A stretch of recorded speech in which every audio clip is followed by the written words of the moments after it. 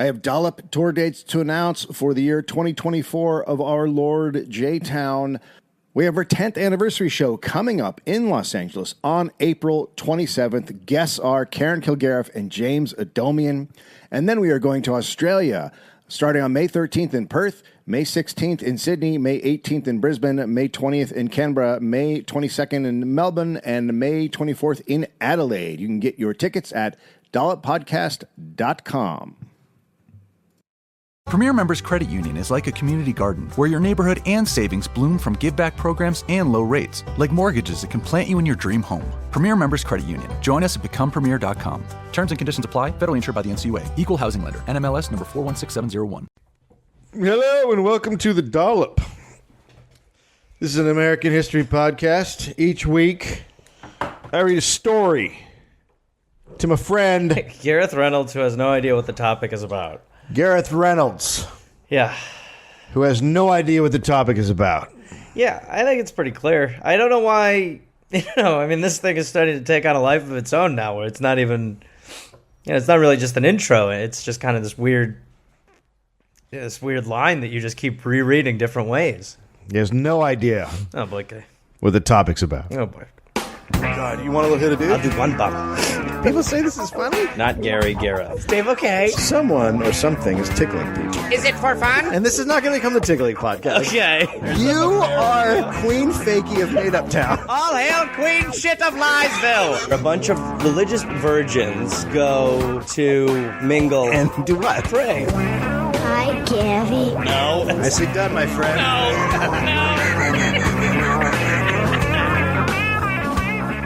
Hey, girl. Hi. We haven't even said hi officially. Hi, how are you? Hi. Yeah, you just got here, and we gotta blow through it, and you gotta run. Blow through it. A couple things. Oh, Jesus. 1970, Mexico. Whoa, that's not very specific. The city of Nuevo Laredo. Nueva Laredo.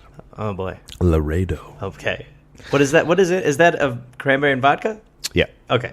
For years, the members... What is that noise? I don't know. There's like a bang every now and then. For years, the members of the familial clans, the Gaetans and the Reyes Prenudes, competed in the city for control of the narcotics traffic.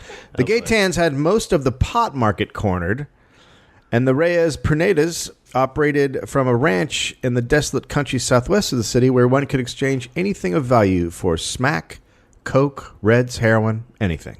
Reds? Yeah, that's speed, I think. Oh, okay. Yeah, Reds. One U.S. Customs officer penetrated the compound and returned with stories of machine guns, battlefield mortars, and mustachioed, cartridge-belted bandoliers who looked like a lost battalion of Zapatistas. Wow. I like that. That's real. That is real.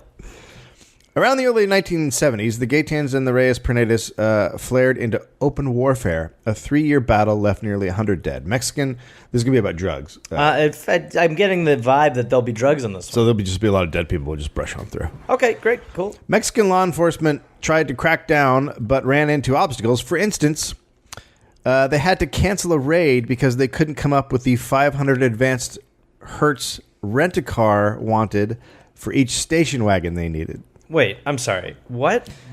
Mexican law enforcement had to They rent cars? cancel a raid. Oh, wait, because they're going undercover and they're just bringing 50 Hertz cars? 50 cars in general is not a good cover. Well, it wasn't 50 cars. They just, for every car they needed, they had to put down a $500 deposit. Oh, and they couldn't afford. And they couldn't afford it. So they're just not a wealthy police station. Or try Avis. Yeah. Enterprise Enterprise is probably better. Priceline it. Then the clans stopped fighting each other and started gunning for the police. Police Commissioner Perales was assassinated. The Mexican government went at the clans full force, and the jails began to swell with Gaetans and Reyes Prenudes. On August 26, 1971, U.S. Customs stopped a car. Inside were 234 pounds of heroin and 2 phone numbers. The numbers were for Jesus Carrasco Santoy of San Antonio, one of the leaders of the Dons. The Dons were a San Antonio-based drug operation who boasted that they were tougher than the mafia and would kill to prove it. Okay. Okay, yeah. This is one of those ones where I wish I was writing things down. Do you want a piece of paper? I mean, okay. Hold on. We'll get you a piece of paper. All right. There are going to be a lot of names. Okay, so we've got the Dons, the Gaetans, and the Reyes Parejas. Okay. And the Parejas are more hardcore drugs. Okay, great. Santoy was a balding, pot-bellied, stuttering, and paranoid man. How could he not be? That's a great leader Yeah. for a drug cartel. Well, I always like when someone's paranoid and then does drugs. You're like, oh, cool. What's it like when paranoid does paranoid? He was often seen in disguises and once boarded up the windows of his house while he was being investigated. Which is a sign that you have nothing to hide. Yeah, that's not a good move. No, it's a terrible move. Yeah, leave. Or Your only just- real move is leave. Don't leave shit laying out, like heroin. Boarding up your house. Not helping. Santoy was more of a broker in the Dons gang, and he was careful. Others did the dirty work. One of the prime investigators of the Dons was a 290-pound sergeant with a tough guy scowl named Bill Wheelbacker. Wheelbacker? Sure. He was called the Fat Man on the streets of San Antonio. He carried... Fun nickname. It is a good nickname. I always like it better when a fat guy's called Tiny. You know? Go the other way. Or Little Bill. Yeah, Little Bill, he's big, yeah. He carried all his weight on his shoulders, chest, and stomach. He was said to look like an Idaho potato on toothpicks. Oof. He was known for wearing silk suits and diamond rings. I can't picture anything other than a potato in a silk suit with diamond rings right now. Well, that's classic cop wear. The 70s were so fucking weird. Yeah. You can tell the 70s was fueled by cocaine. Seriously. Brash decision making. His jackets hung off his frame like circus tents. He was the best cop in San Antonio, and he was not big on kind words. His partners were Harry Carpenter and Tommy Lauderdale. He won't come up again. Sure. Yeah, don't worry about them. I'm not worried about them. Bill had his eyes on the Dons and their entire operation. At the time, Tony De La Garza was a mule who had been the victim of a heroin bust a year earlier, but had beaten the rap because of an unwarranted search. But the Dons didn't know what he had said while he was held in jail. And on September 17th, De La Garza's body was found. Yeah. See, that's the thing, right? If you're in jail under the, like, you have to be nervous to get out almost. Oh, no, if you're part of a drug cartel and you're in jail, you're just fucked. Yeah. Because then you get out and you're like, hey, I'm out. The first thing you do is just stab someone and be like, hey, open this gate! Open this goddamn gate! A grand jury was set up to look at the possibilities of the Dons' organized crime in San Antonio. That's when Congressional Representative Harry B. Gonzalez told the press, they've got some guys in Nuevo Laredo. God, I keep fucking that up. Guys in Nuevo Laredo who think they can organize a mafia structure there. Immediately, the Dons cleared out of San Antonio. Wow. So the fucking congressman, who actually was a great congressman, but he was just like, yeah, but he's down there fucking some shit up. We're going to look at him. And everyone's like, see ya. Bye. That was a tell. The Dons also put out a hit on Gonzalez. The man who had apparently issued the threat and the hit against the congressman was Federico Carrasco Gomez. Fred was born in 1940 in San Antonio and raised in the barrio known as Little Mexico. He rose up the ranks of the Dons, and when he was just 18, he killed a man outside of a dance hall, stole a getaway car, and fled to Del Rio. Jesus. He was arrested and went to prison for murder. Because it turns out when you kill someone in front of a dance hall, there's people around. Yeah. He was paroled in 1961 after just 2 years. I really... Why? How? I never understand this, but this happens a lot. In our country, you get, like, murder, you get out of jail quick, but if you do something like drugs or other stuff, because this next conviction, in April 1962, he received 8 years for the possession and sale of heroin. That really is that's a messed up way to do it. No, when I used to work construction for my brother, one time I was working with this dude, and he was like, he literally goes, yeah, but then I got out of jail. I go, what'd you go to jail for? And he goes, murder. And I was like, what? I did not expect, like, the story was crazy, but that was the answer. I was like, cool. All right. That's cool, man. Okay, I'll see you. You got a murder. All right. Cool. So Fred served 5 years of that sentence in Atlanta before being paroled in 1967. The only lesson Fred learned from his time in prison was don't get caught.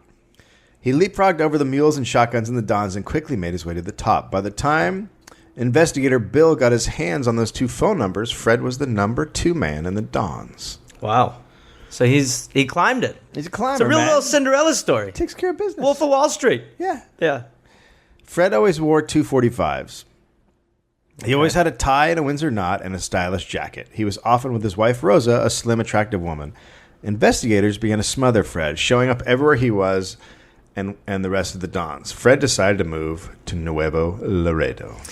Well, that's okay. But if you're him, I mean, don't you want to like keep up the front? Like they won't beat you. So all they're doing is showing up. But I think he needs a place to really run his operation, and if they're everywhere he is. So it's not just annoying. He's like, "Mwah." I mean, you got to bring the heroin in, you got to move it, Sure. I mean, I know that. You know. I know how that is. There he operated out of a home that looked like a shack on the outside and a Playboy retreat on the inside. So he had a Playboy shack, Yeah. It looks like a shack. and then on the inside, It's full all- of bunnies, and got a bunch of Yeah, bulls there's and bunnies swans. and swans. Yeah. An old man in a robe. Yeah, an old weird pervert who's like, I can't get my dick hard anymore, but I watch them. Fred still moved back and forth across the border. Police started putting together that Fred had ordered number 3 Don Pete Guzman to kill Tony De La Garza. De La Garza was an old associate of Fred's and had been present when Fred killed the man in front of the dance hall. But no one was safe around Fred. Next, a car was found near the airport with 3 bullet holes in the driver's window and a bloody shoe. Santoy's fingerprint was in the blood. He told investigators he had a bloody nose. The blood. Oh my God. He told investigators he had a bloody nose, but investigator Bill said Fred wanted to kill everybody in the country and Santoy wanted to get the hell out of there. Fred was looking to become the number 1 Don. Wait, who's the number 1 Don at this time? Santoy. Okay, so Santoy's the number 1. Oh, okay. But before Santoy could leave, police swarmed in and caught him with 40 pounds Of. lactose, the milk sugar used to cut heroin. Oh, okay. But they still put him in jail. For lactose possession?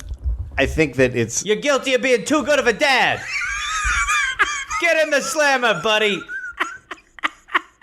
Yeah, we caught this guy with a bunch of formula on him. This son of a bitch wants to feed babies everywhere. Yeah, good luck with doing that when you're behind bars, fuckface. So he was arrested, and suddenly users started dying all around San Antonio from shooting up with powerful heroin. Jesus. There's nothing to cut it with.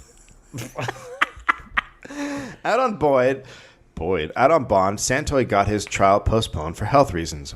A month later, he vanished. The next time he was seen was in Spain with another Don who had shot his way out of the Webb County, Texas jail. Wow. Most members of the Dons were busted or dead by 1972. In Nuevo Laredo, Fred was working on solidifying his business, along with his number 2, Pete Guzman. And he was working a thin line by being allowed to stay with the other 2 drug cartels there. In February, Fred's gang killed a federale. Then a member of the Pruneta gang was killed in another shootout while with Fred's crew. The Mexican government sent police chief Everardo Perales to clean up the city. He was making a dent when he was shot with a submachine gun. 4 bullets entered in a tight pattern around his left temple while he was driving a car in broad daylight. Wow. That's impressive. That's balls. That's like that. To be able to hit that 4 times while he's with a moving. submachine gun? Yeah. That sounds like it was a contest. Yeah. Yeah, he probably got a big stuffed bear after that. They were like, get out of here, you little squirt. The Mexicans sent squads of law enforcement into the area to finally end it. The American government pressured the Mexican government to allow American hit squads of federal agents to pursue the gangs of Nuevo Laredo.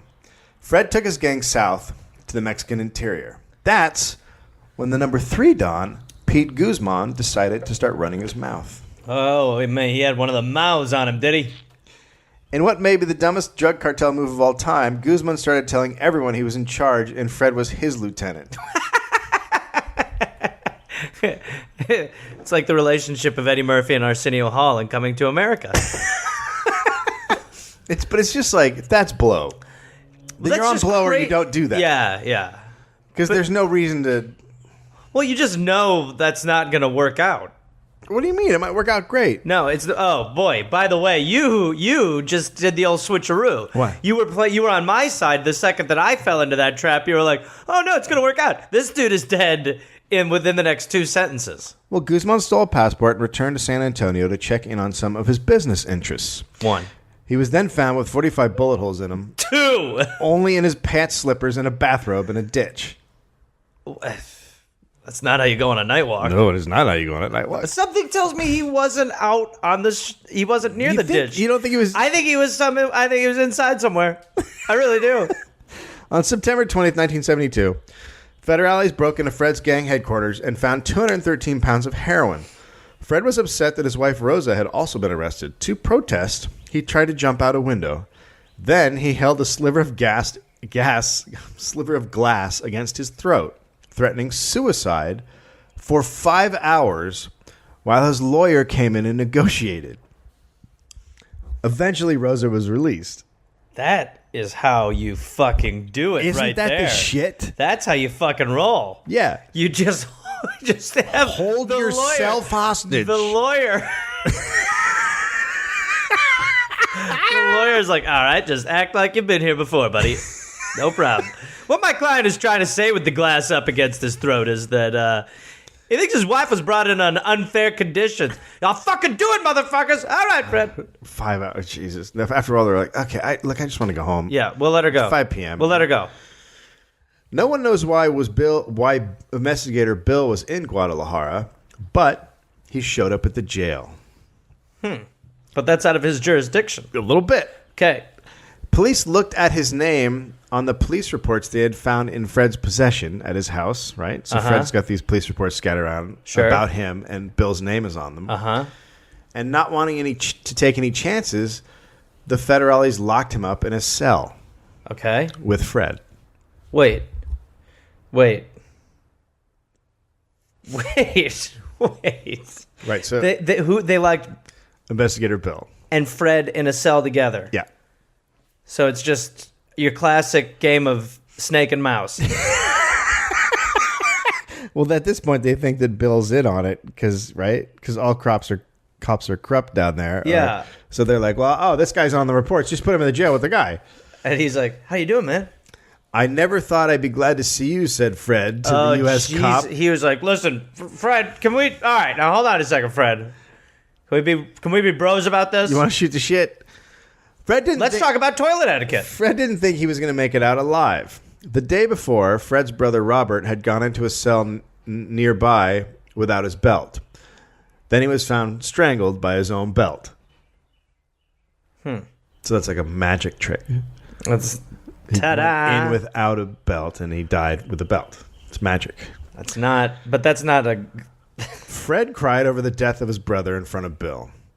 When Bill returned to Texas... Wow, I'm shocked Bill returned to Texas. He told the story to Fred's parents. Fred considered this a devastating insult. You don't tell someone's parents he cried. Oh, that's what he's upset about? Yep. I thought that he was upset that he told them that the belt magic. No, he's upset that the magic told belt. his parents that he cried. Jesus. He's got weird rules. Less is more. Less is more. Don't go out of your way to say anything. On September 26th, Fred appeared in court where he cried and said that the federales had beat him, stripped him, tortured him with an electrical cattle prod, and stuffed his head into a bucket of urine, and murdered his brother. Yeah, right. Big and. The judge didn't care and sent him back to jail. Then a member of Fred's gang started singing to the police. He said the Dons had been involved in drug trafficking, but put the killings and assassinations at the feet of the Gaytan and Reyes Pernita clans. Did he really sing all that? Yeah. That's how they do it. Like a show tune? Yeah. Go ahead. You know I'm salivating right now. I just don't know the exact words. Fred then escaped. Okay. 4 Confederates from San Antonio drove to Guadalajara with bribe money. Fred then made it through the gate, hidden in a laundry truck. Mm-hmm. He made his way back to Texas, where he began traveling with 3 bodyguards.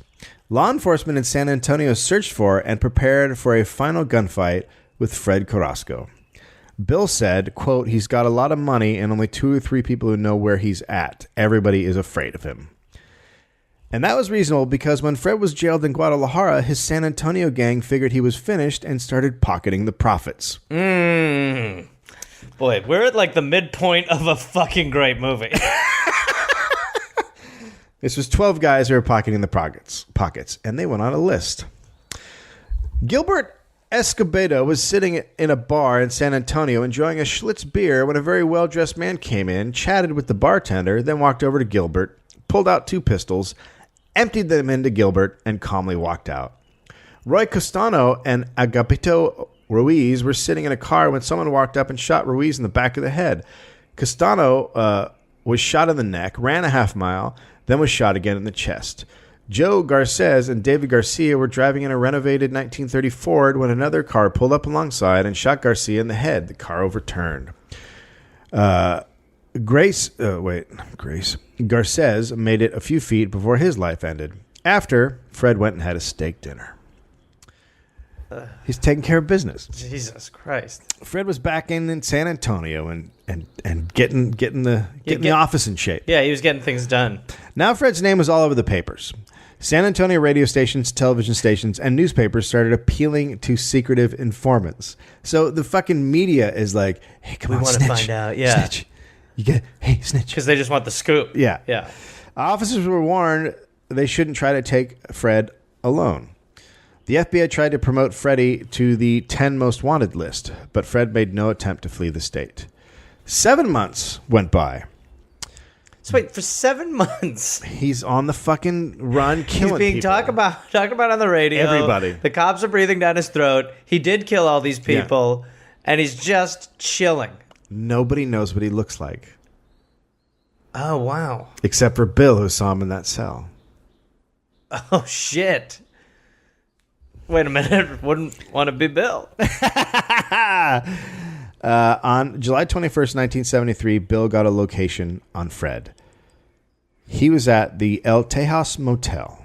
They surrounded it. Task force policemen in an anonymous attire sealed off the escape routes, adjusted sniper scopes, climbed into trees, and watched the motel room door for 3 hours. Then Fred stepped out in a $300 suit. After a moment's hesitation, a San Antonio police inspector called over the loudspeaker, "Carrasco!" One of the reasons for the hesitation is because they didn't know what he looked like. Oh, I thought it's because they were like, we didn't talk about who's going to say anything. Who's going to speak? Who wants to speak? Did anybody say first? Oh, shit. Who said first? I'll do it. No. What? Bobby said first. Oh, for God's sake, Bobby, go! Carrasco! Oh, my God, give it back, Bobby. Mr. Carrasco, sorry about all that. Fred drew his .357 Magnum. One cop shot a shotgun, but missed because Rosa screamed to warn Fred just in time. Then a rifleman shot Fred. Who needed a warning? Well, Fred... Well, he probably didn't know there was There's a like shotgun. 80 guns. But he probably didn't know One there of them was is a going to shoot. Shit, really? Didn't see that coming.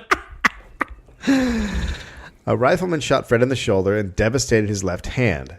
Disarmed and bleeding, Does that mean his left hand was like, oh no, oh my God. I can't take this no more. This is too much. I can't live on.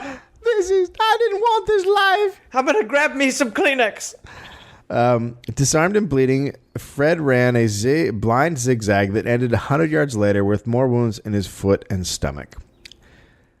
He swore and spat on the officers who pulled him up and sat him down to wait for an ambulance.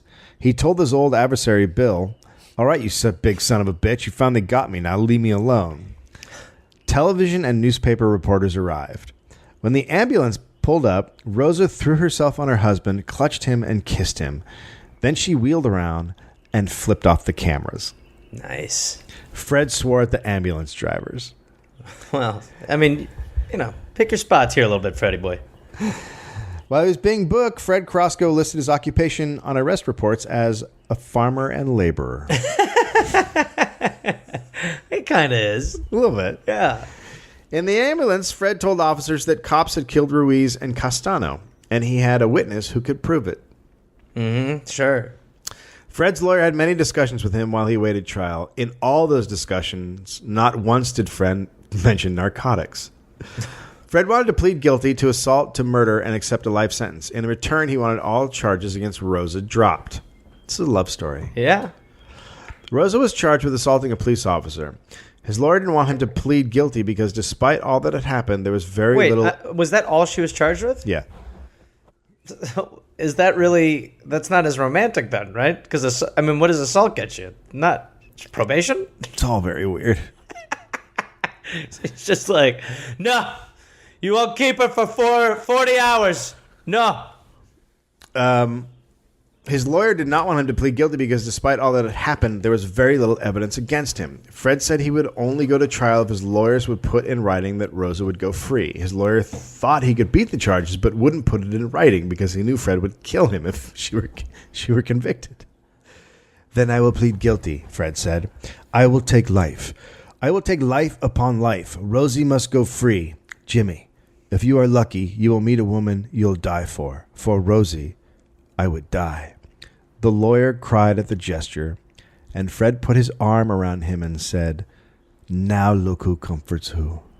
Whoa. Jesus. You gonna be all right? I'm fine. I'll be fine. Don't worry about me. You okay? Yep. Okay. The cop who shot Fred showed up at the jail. His name was Lieutenant Dave Flores. He wanted to talk about the two cops Fred said had committed murder. Whoa. Those two cops were Bill and another officer, Manuel Ortiz, a local narcotics cop. Flores asked Fred to produce his witness. Flores was gunning for a higher rank, and he thought getting these two cops was the way to get it. And he had the mayor on his side. The mayor, okay. Mayor San Antonio. Fred wouldn't give up the witness without getting something back. He wanted safety for his family and the witness's family, and he wanted Flores to find the guys who had robbed his two half-brothers' homes while he was in jail in Guadalajara. That guy's like, okay, you're a little all over the place right now, Fred. So just focus on you got to wash my car. I want you to look me in the eyes for 30 seconds, and then say boogaloo. Spin around. Simon didn't say. All right, Fred, you know what? Fred. What? Simon didn't say it. You spun around and Simon didn't say it. Flores found the two guys who robbed his brother-in-law's house. They were two addicts. Now, I assume those guys just died. Sure. Fred named the witness, a 26-year-old dealer named Daniel Jaramillo. Jaramillo said he was in the car when Castano and Ruiz were shot, but that he had escaped and hid behind a fence. From there, he heard Castano say Bill and Ortiz's names before he was killed. So this is the situation. A car pulls up next to another car and shoots and kills the driver. The car rolls over. The guy in the backseat runs to the fence and jumps over it. And then the guys walk up to kill the second guy. And the second guy says, "You are Bill Weinbacher and Manuel Ortiz." And then they Shut shoot up, him. asshole. So Hey. it's all very plausible. He just said our real names. Let's go back. This was a murder. The press was all over it. They were waiting outside at the location where Jaramillo named his killers. So he went into this meeting with the bigwigs, and the press just happened to show up. Sure. It hit the news the next day, on a Sunday. Ortiz was dazed by the news, but Bill was furious. He was reassigned. The mayor and Flores said Jaramillo was in protective custody. The papers were calling for swift justice.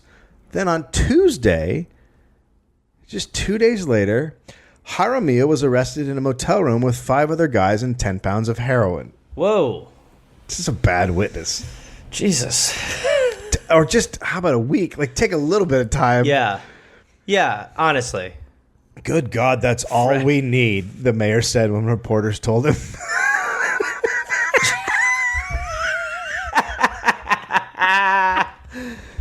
Oh, fuck, seriously? Yeah, God damn it. I was golfing and, damn it. It turned out the informant hadn't been put into protective custody since Flores hadn't mentioned him in his report. Flores decided himself not to put the guy in protective custody. Bill then announced to the press that he was one of the cops mentioned and said he would gladly cooperate with the investigation. A day later, he stood in the same room with Jaramillo, who didn't even recognize him. The grand jury, after 2 weeks, said, quote, there isn't a scintilla of evidence against the two officers. This news condemned Flores. After the verdict, Bill and Flores are reassigned. Flores went back in uniform and to a desk job, while Bill was back in his old job, but the damage was done. Fred's accusations split the San Antonio Police Department into opposing factions, cast suspicion on the mayor's office, and wrecked careers that took years to build. Just fucking one guy saying some fucking shit. Fred's a fucking little son of a bitch. You know, lying can be fun, too. Fred was given a life sentence and sent to Huntsville, where he was known by his prison number 237163. Fred's rap sheet started on May 27, 1955, with a charge of theft under $5 and ended with a life sentence on January 6, 1974 for assault with intent to murder a police officer in a shootout. But Fred wasn't actually done adding to his rap sheet just yet. Jesus Christ, Fred. What? Go into the sunset, bro. Got more shit to do. What the fuck else? He was reported to have been responsible for over 50 killings during his time on the street. He was at the top of the biggest drug-running outfit in South Texas, transporting a kilo of heroin a week from Mexico into the United States. How is that even Pretty possible? good for a 34-year-old dude. 34? 30 fucking 4. Wow. How do you feel about your accomplishments right now? Not good. This guy is fucking rolling. All right, leave me out of this. Now, he is in prison, Well, still. but a kilo a week? Yeah. Fred spent 3 weeks in the jailhouse hospital in San Antonio healing from his bullet wounds. There he received preferential treatment and quickly earned the title King of the Jail. Word was that on Thanksgiving, his wife Rosa, his brother-in-law, and other relatives came to the jail, and they had dinner with all the trimmings served on table linen. During this time, Fred hatched a plan to escape, but was unable to execute it because he was moved to Huntsville sooner than expected. He was getting in San Antonio, he was getting a Robin Hood type legend attached to his name. Even though Fred was considered a hardened, extremely dangerous killer, he was assigned to the medium security facility. Medium security? Killed 50 people. It's going to be fine. There's certain times when mediums aren't right. And that, you know, This is a fine medium. 500-pound guy in a medium, not right. Fred in a medium, not right. Then now he was assigned to the medium security facility because that was where the system's major hospital was to treat his wounds, and he needed a lot of treatment over the years. Well, it really fucked him all up. Right. So he had to be near a hospital, and prison authorities thought that this was much less of a security risk to keep him in medium security than to transport him back and forth from maximum security to the hospital. Right, for all his health problems. Okay. Oh boy. Because of his wounded condition and his need for a cane, he was assigned to light duty inside the walls as an orderly in the office of prison chaplain Father O'Brien.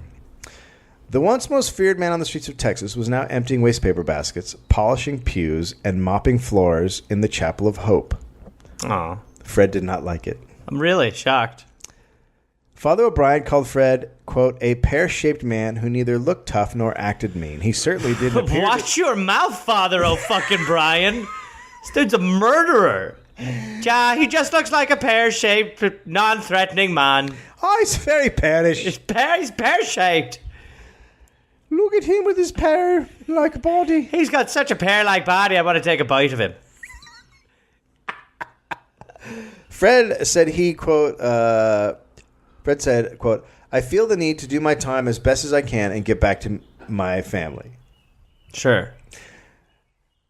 Fred was considered a security risk for two reasons. He was dangerous, and he'd killed so many underworld figures in Texas and Mexico that he had lots of enemies in the prison system. Mm-hmm. So he was not allowed to mingle with the general population. But most of the Latino population in the prison was terrified of Fred Carrasco.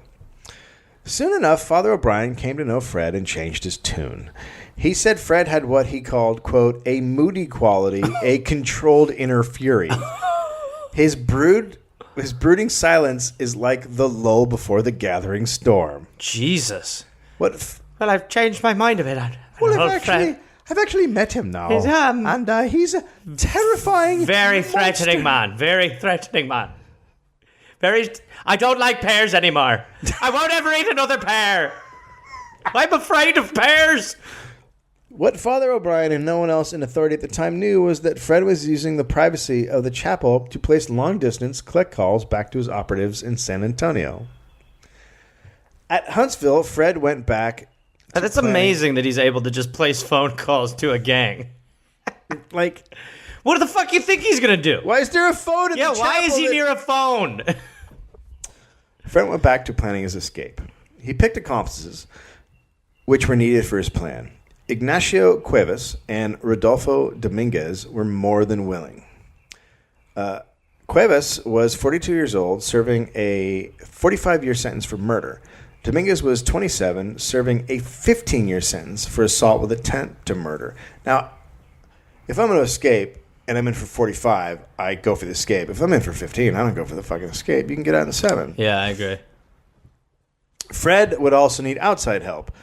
This wasn't difficult to find. Members of the Dons brought 3 pistols and 150 rounds of ammunition to Huntsville, where the weapons were hidden on the grounds of an associate prison director. The home was across the street from the prison. Oh, boy. Lawrence Hall was a trusted inmate. I mean, you could just imagine how unexpected... Like, the guys involved in this medium security prison are not ready for this shit at all. Father O'Brien isn't ready to, like, when push comes to shove, man up. He is certainly not. Yeah. Lawrence Hall was a trusted inmate at Huntsville. That means he could take jobs others could not. At this time, he was working as a cook for said associate prison director. So he's working at the house where this stuff is buried or whatever. Fred approached him, and for $2,000, Hall agreed to bring the weapons in.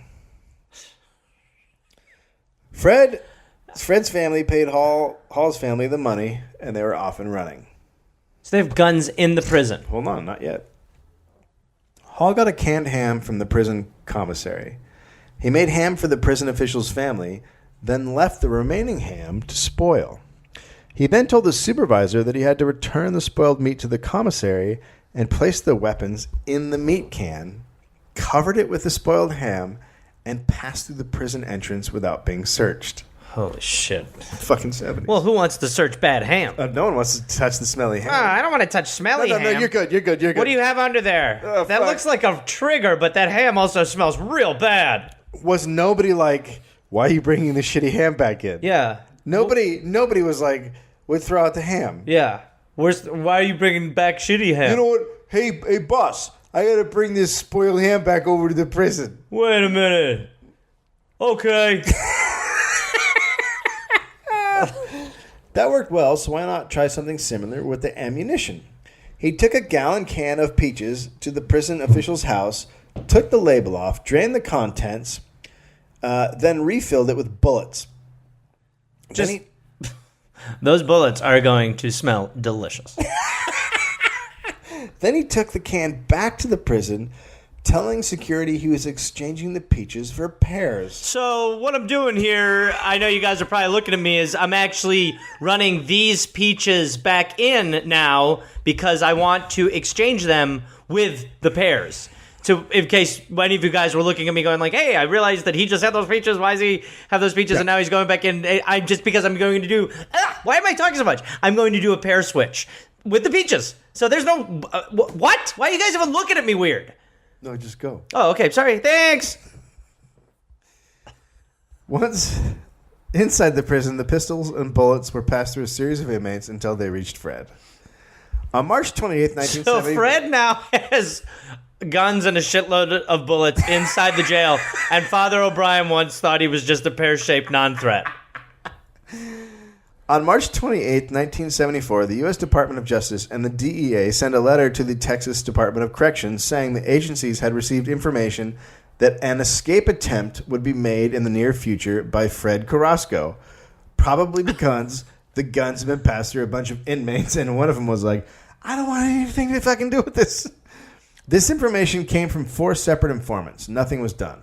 Wait, they knew that he had probably had guns? Well, I assume that from the guys on the street, they learned that he was going to try to break out. Right. And the guys on the street probably didn't want him to break out because he just killed a bunch of guys. Right, yeah, right. So they told the Department of Justice and the DEA that he was going to escape, not that he had guns. Well, they had to have known he had guns because because they already know he's going to escape. Because they were the ones who gave him the guns. They brought him to the prison, remember? I mean, you can't... How do you prepare? It's the 70s. The Texas legislature created the Wyndham School District in the Texas Department of Corrections in 1968. Its purpose was to provide educational and vocational opportunities for prison inmates that would help them once they returned to life outside the walls. Mm-hmm. At the Walls unit in Huntsville, where Fred and the other inmates were located, there was a group of about 15 teachers and librarians. The library was on the top floor of a rectangular 3-story building made out of reinforced concrete faced with masonry bricks with steel roof trusses. It was unintentionally built like a fortress. Inside, there was a classroom, a library, restrooms, administration, offices, and storage areas, and there was only one entrance to the third-floor complex. One had to go through a pair of plate glass doors that opened to a concrete ramp. The ramps turned right and left and led down to the recreation yard. Because they didn't want the recreation area to disturb the student prisoners, the windows were all bricked up. Quote, "We asked them not to do that, and it was still done," said one teacher. Well, I mean, so essentially what he now has is he's going to have, if he wanted, if we're headed in this direction, he's really just got, Well, whatever. I mean, he's just got one way in and one way out, so he's really just got to defend that. Yeah, they essentially built a bunker for him. Yeah, they built top him a of bunker. The prison. Yeah. All right, this is the bunker that Peach has built. Okay, so one way in, one way out. There's not even a fire escape. Director Dewey Morgan complained to the wardens in 1972 that, quote, "all any prisoner has to do is secure that front door, and they have the building." Keep your goddamn voice down. They'll hear you. But the Texas Department of Corrections Director, James Estelle, was quoted in the Temple Daily Telegram saying, quote, "I'm safer in every part of my prisons than most of you are on the streets of your communities." All right. On Wednesday, July 24th, 1974, Estelle was giving a speech in front of the Rotary Club in San Antonio. He ended his speech with, quote, "The human chemistry alone of 17,000 inmates and 2,500 employees dictates that errors will occur, and until the citizens of Texas, through the legislature, say otherwise, the Texas Department of Corrections, what we call the TDC, will continue to be run by your employees, not by your inmates." Thunderous applause. Jerking off, that kind of stuff. Well, gee, really? That's just kind of what happened. That's the next step after a standing ovation is standing masturbating. Well, I hope so. Have you ever had a standing masturbate? Oh, yeah, a couple times. Man, that must be awesome. At the exact same time in Huntsville, a blue .357 Magnum revolver was fired in the library at Huntsville by Fred Crosco as he shouted, "Stop right there or I'll kill you," at the 46-year-old principal, Novelia Pollard. The opposite occurred. She and everyone else dove for cover or scrambled behind bookshelves. Or that, whatever. Do one of the two. Two workers in an office pushed a large file cabinet against the office door, which was rather pointless because the office was constructed of glass partitions. Oh, Jesus. That's my favorite. Yeah. Several inmates guilty of minor prison rules infractions were working off their write-ups by polishing the rails on the ramp. When the gun fired, they all leapt over the railing and ran down the ramp. In the classroom, about 50 inmate students were taking a test or taking typing lessons. Rudy Dominguez ran in with his pistol. The only guard assigned to the complex hauled himself up into a crawl space in the false ceiling. There you go. That's what you're supposed to do in that situation. That's that. Now you may laugh. That's part of his training. If there's a threat, get in the crawl space. Well, yeah. There's different parts of training, but one part of training is called fuck this shit. Yeah. So it's called the Saddam Husseining. Yeah, and you just go. The second that a legit threat is there, hide forever. The third inmate, Ignacio Cuevas, leapt up with his own gun. Cuevas was the only one who attended classes in the school, art classes. He was pretty good and ended up selling paintings for as much as $100.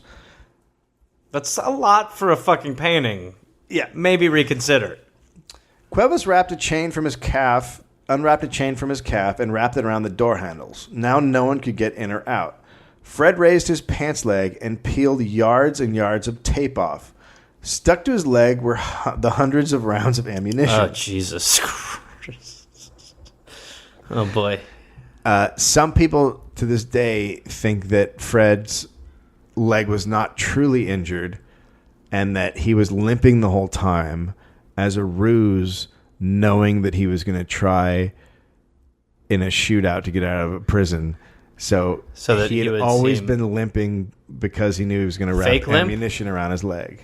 Oh, wow. Jesus. That can't be. I don't know. Fred threatened to kill 2 women unless everyone who was hiding came out, and they all did. 2 prison guards ran up the ramp, and Fred fired 3 shots through the plate glass doors. They were injured by splintered glass and concrete chips from the walls.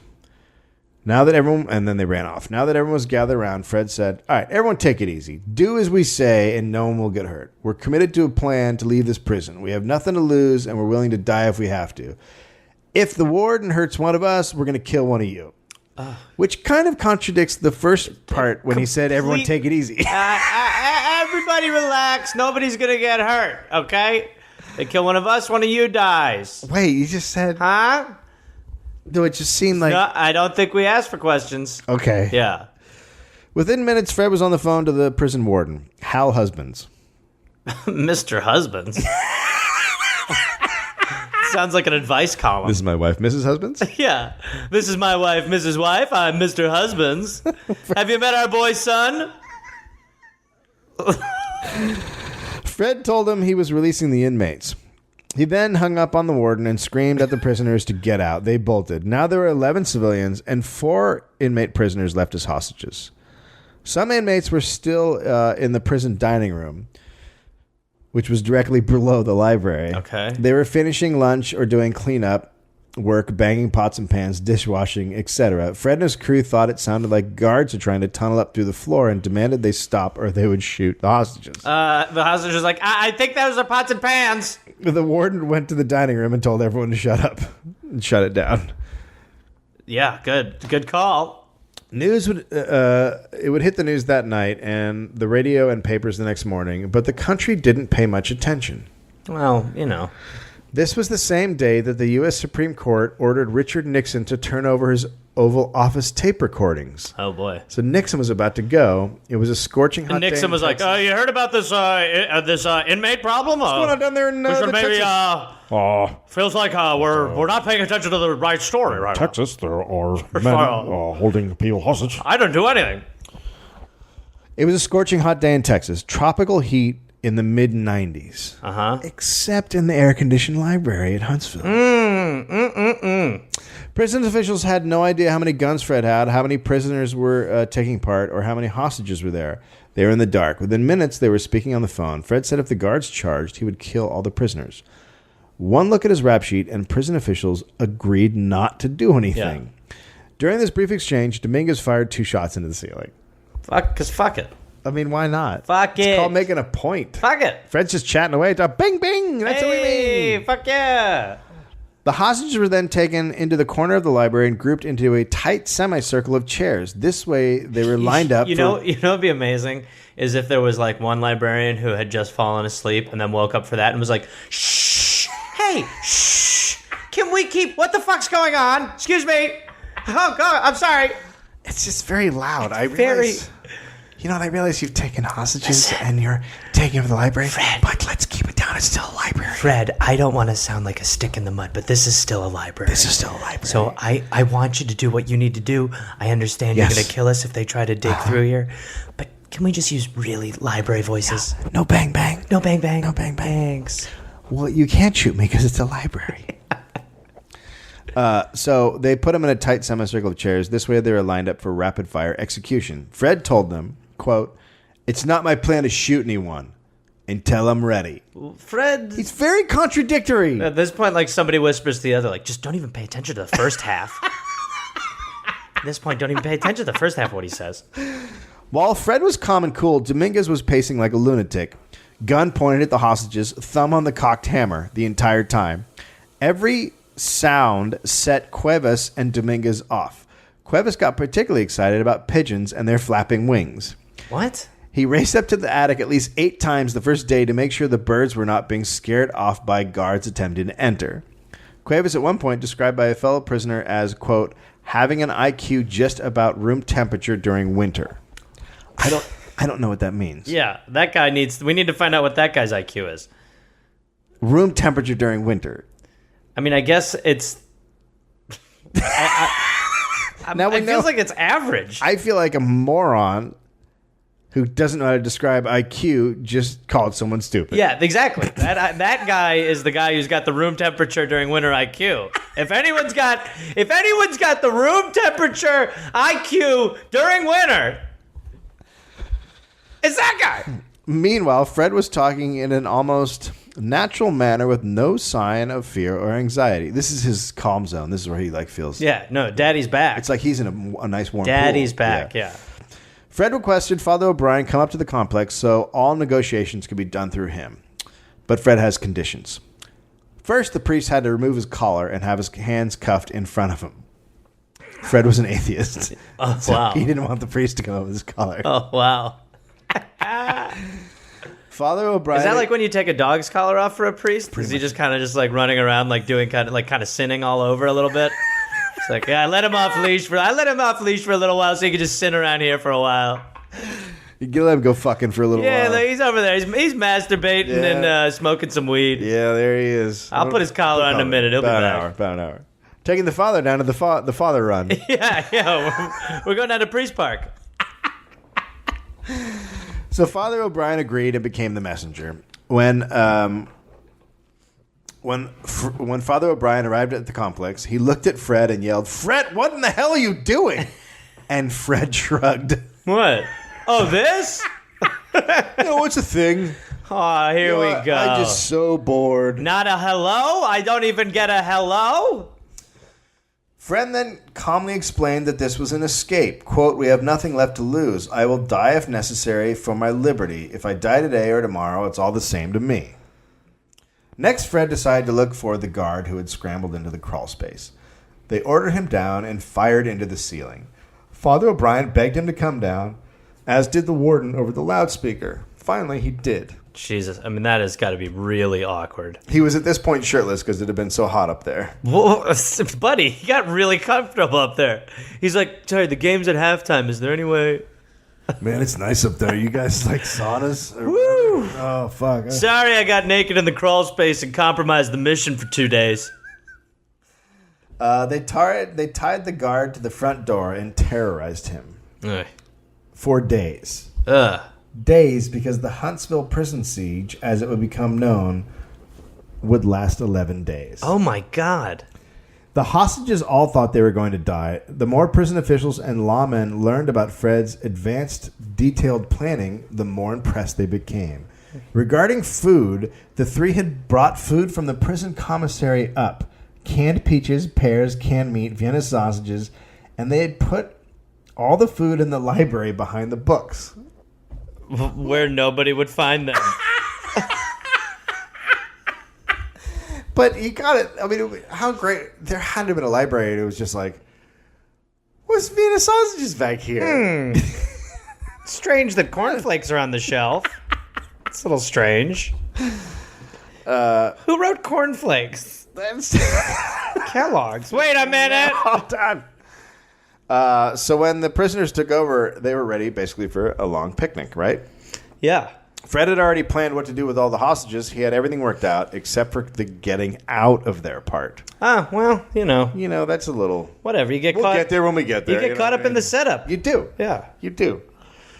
Fred tormented all the hostages, threatening to shoot them or blow up the building with a bomb by using information in books and a chemistry set that was also in the library. So what he was threatening to do was to take out books and slowly read them about how to build a bomb. Yeah. And then get the chemistry set out, which I'm sure contained stuff that would allow you to make explosives. Yeah. And then make a bomb. Yeah.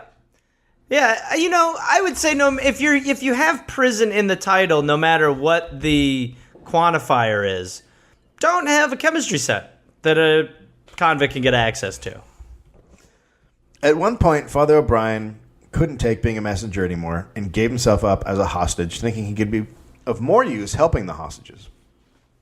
That's a bad move. Wait, so he was just like, I'm done being the liaison. I'm just one of them now. Not going to run your little messages anymore, Freddy boy. All right, Fred. I'll just sit down here with the peoples. All right. Notice the shift in character?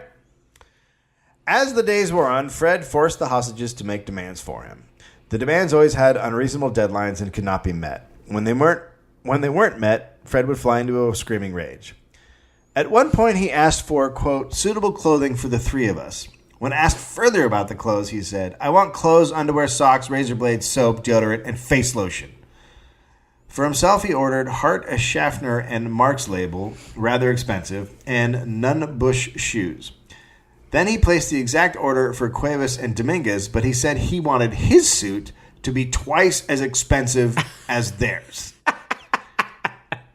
He said, if the clothes are not good, I will kill the hostages. Jesus Christ.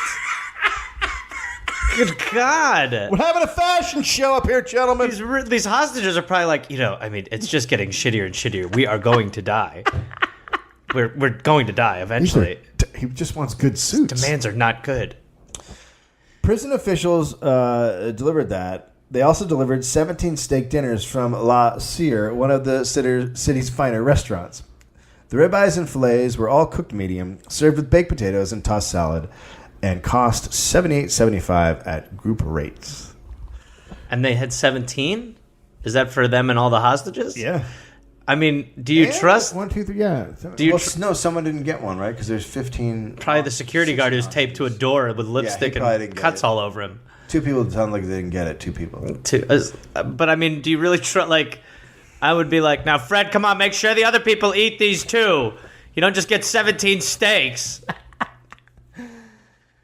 Fred next demanded 3 M16 rifles, 6 bulletproof vests, 3 bulletproof helmets, 5 full ammunition clips, along with 100 rounds of ammunition for each rifle, and 3 walkie-talkies. Okay. He then said he would kill the hostages if they didn't start getting this stuff. Okay. So then they give him the stuff. Let's cut to after they've given him all this stuff. We don't need to hear the sort of lead up to when they gave him the stuff. They gave him the stuff. All right, hold on. You're talking too fast. So 3 M16. Yeah, let me just make sure I got all this because we want to make sure launcher. How do you spell launcher? Okay, and bulletproof vests. Got it. So you can get out easily. Now, do the suits go over this or under this? Okay.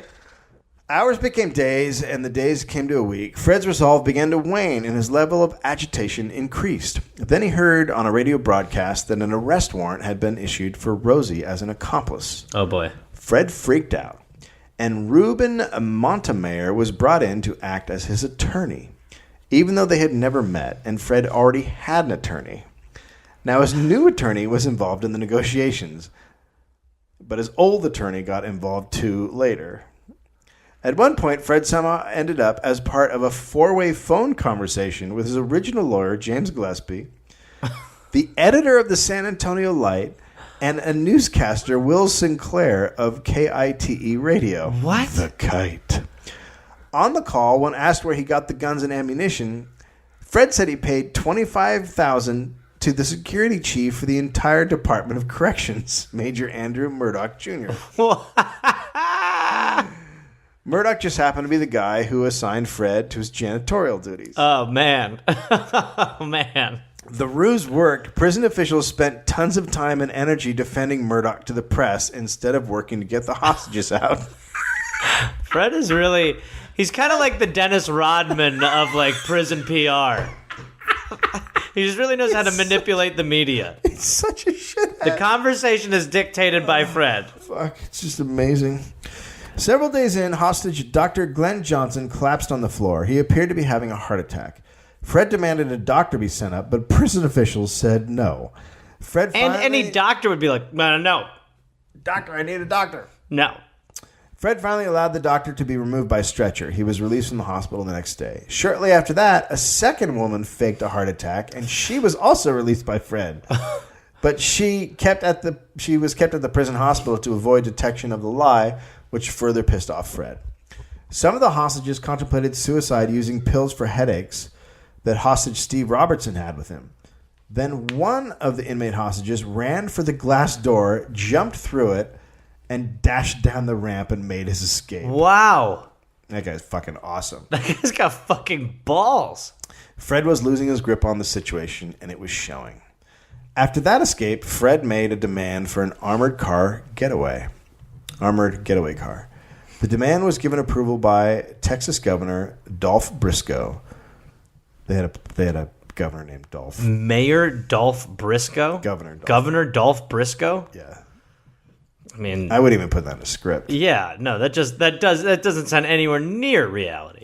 Soon after the car was delivered into the prison courtyard, Fred revealed he needed the car because they were planning to flee to Cuba and to appeal to Fidel Castro for aid in their cases. How will they get to Cuba? So they're going to drive in the car. How are they going to drive in a fucking car to fucking Cuba? Look, we don't know if Fred knows what a map is, but he wanted a car to go to Cuba. They better. I mean, it's hard to make an armored car that's also buoyant. The FBI and Texas Rangers also sensed Fred was losing it. They started coming up... Because he wanted to drive through water. They started coming up with options to end the siege before all the hostages ended up dead. One of the ideas was to blow up the brick walls with plastic explosives or use rolling shields to move in sniper teams. Both ideas were rejected due to the risk of human life. On day 11... Fred Crosco allowed the hostages to call loved ones to say goodbye. Ugh. Then the women and Father O'Brien were selected to escort him on his departure to Cuba. One big problem with his escape was the ramp. It was actually 4 connected ramps that required prisoners to turn 4 separate times before reaching the exit. The spiraling hallway kept snipers from being able to shoot in, but also left Fred with the problem of not being able to see around corners when he was making his escape. Then Father O'Brien made a suggestion. Use the hostages as a shield. Well, excuse me, Father, can we talk to you over here for a fucking second? Here, Father, here now! Hey, Father, it's us, the hostages. What the fuck is your fucking problem? We thought that we could help him out. You thought that we could shut the fuck up? Only Lucky Charms. Well, I just thought my point was mainly don't use the religious folk as a human shield, right? I wasn't saying the hostages, but I was just saying, don't use a father, What became known as the Trojan taco was born. Oh, my God. Certainly, it's a racist term. But that's what it was called by the media. A Trojan taco? The Trojan taco. They constructed a portable barrier using 2 chalkboards taped together and reinforced by books to serve as buffers for bullets. The idea was to use the remaining 9 hostages as an external shield. On the inside would be Fred, Cuevas, and Dominguez with some of the women. And the exterior 9 would be handcuffed together on the outside.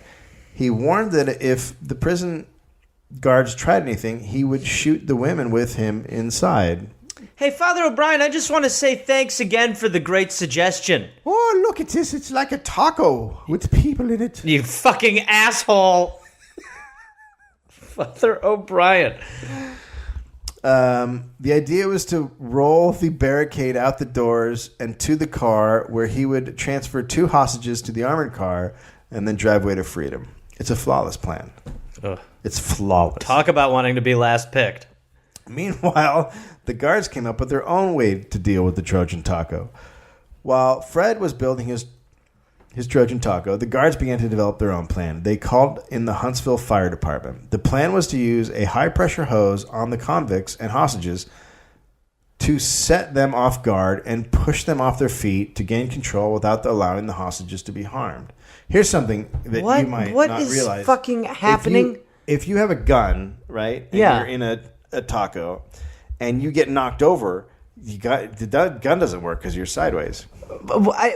How do you, I understand someone pitching that,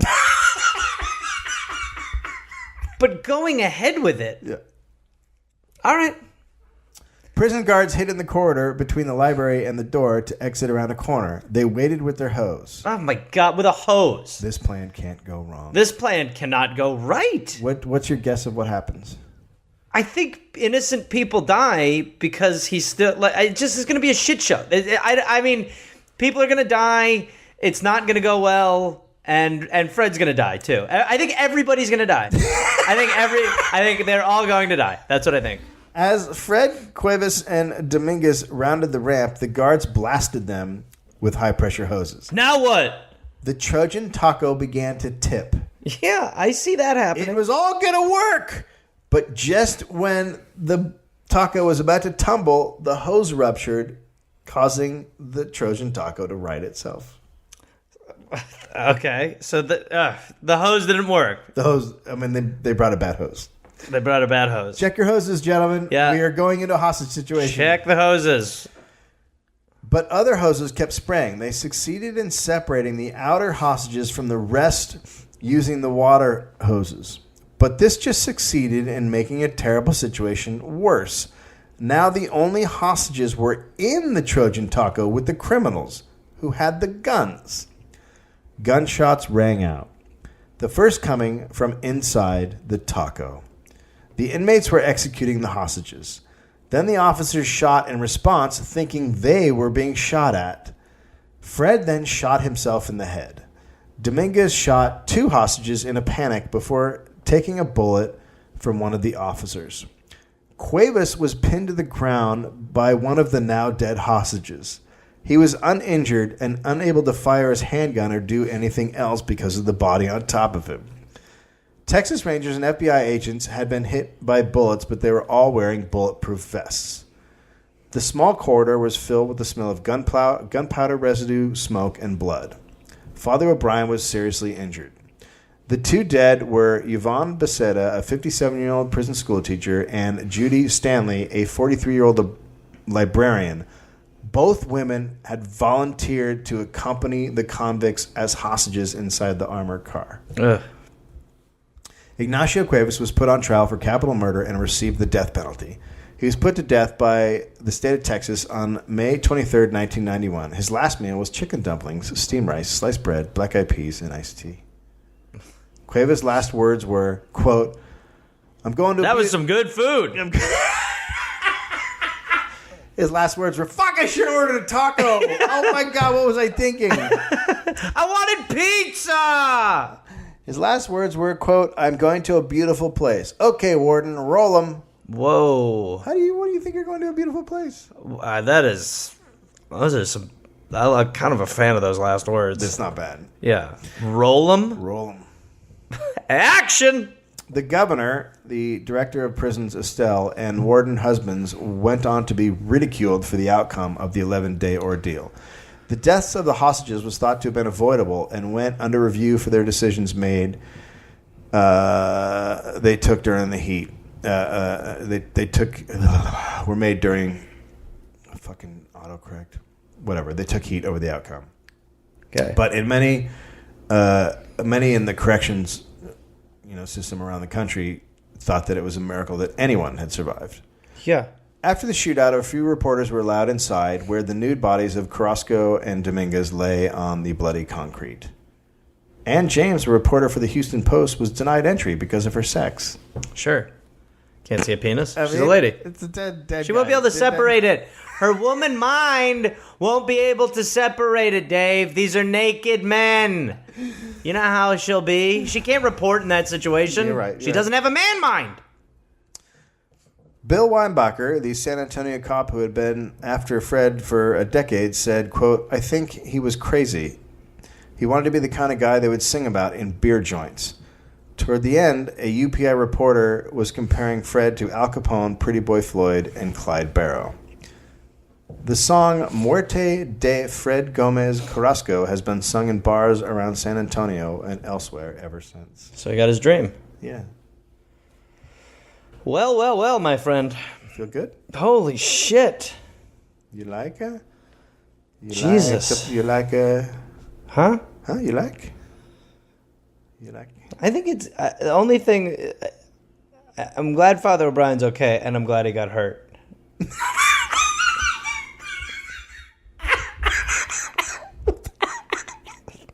Putting a lot of this on him. Yep. It's pretty epic. How's that not a movie? Yeah, that's crazy. Yeah. All right. Well, that's Fred Colasco. Christ. Happy birthday, everybody. Oh, yes, it's Gareth. Not Gary, stop it. Gare Force. Listen, I've got a bunch of stand-up shows coming up, and I want to see you there. We can hug. I will be at Rooster Teeth Feathers in Sunnyvale, California, April 18th, 19th, and 20th. Then I will be in Chattanooga, Tennessee, June 18th. I will be at Nashville, at Zanies, June 19th. I will be in Huntsville, Alabama, June 20th. I'll be in Atlanta, Georgia, June 21st, June 22nd. Then I will be in Pottstown, Pennsylvania, June 26th. Then I'll be in East Providence, Rhode Island, June 27th. Then I'll be in Boston, Massachusetts, and Boston, June 28th. That's 2 shows. I will be in Springfield, Massachusetts, June 29th, Rochester, New York, June 30th, and then July 5th through the 6th. Canada, I've heard your prayers, and I will answer them. I will be in Toronto. So come join me at the Comedy Bar. Go to GarethReynolds.com for tickets and information. That's right, Gare Force. We're calling you up. It's the big time. The big leagues. This went poorly. I am an internal medicine physician, and I am the cornerstone of comprehensive health care. Internal medicine physicians thrive as leaders in hospitals and healthcare systems, and in business, technology, and public policy. Internal medicine physicians' expertise and knowledge is vital to patients, medical professionals, and healthcare systems. Learn more about our impact at acponline.org/I'm Physician.